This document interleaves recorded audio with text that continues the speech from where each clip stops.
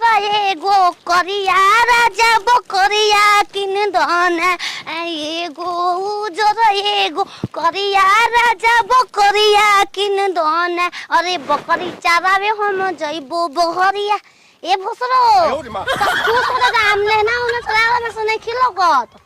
बाल को 10-15 बस तोने काम खियाए पे मेरा अपने में खाए पे भइए ना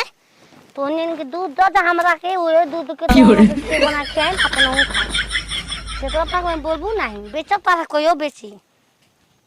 ई बता तोर पोता काहे बहुत आ रे आय सदरी हो गइल बा वो अपन माई भिड़ी गइल अब ना मुंह फेर तो ओनिया मुंह मोरला मुंह मोरे से कुछ कामा तर फेर नहीं के का पूछी ए हेलो बकरी तू नाम का है सिल्ला सिल्ला की जवानी तो अरे हम बोलबे नहीं कर अगला घर के हो हमें घर के ना हो पूरा हमारा हाथ नहीं वो कर होता नहीं बेचारे बकरे खस्सी हो वाली अपने नाम तो बताए ये बकरिया बेचे यहाँ सा खस्सी बेचाई खसी हाँ खसी तो रहला के बनेला अरे वो खस्सी ना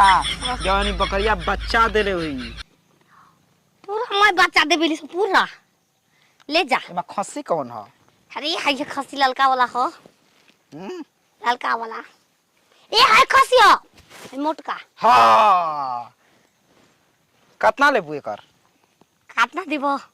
पहले नाच हम संगे हां नाच तब हम देबो बकरी